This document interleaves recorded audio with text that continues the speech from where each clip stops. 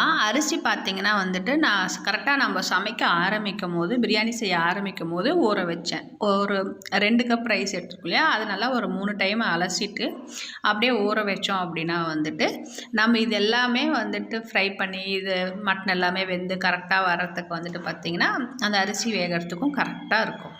Mutton வந்துட்டு நல்லா சாஃப்டாக வெந்திருக்கணும்.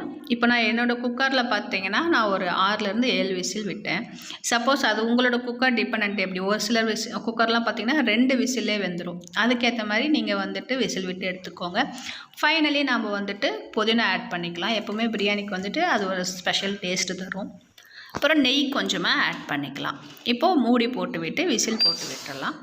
நான் வந்துட்டு பார்த்திங்கன்னா 2 விசில் விட்டுட்டு சிம்மில் வச்சு விட்டுட்டேன். அப்புறமா ஒரு 10 மினிட்ஸ் கழித்து ஆஃப் பண்ணிட்டேன். இப்போ பாருங்கள், ஓப்பன் பண்ணி பார்க்கும்போது சூப்பராக வந்திருக்கு.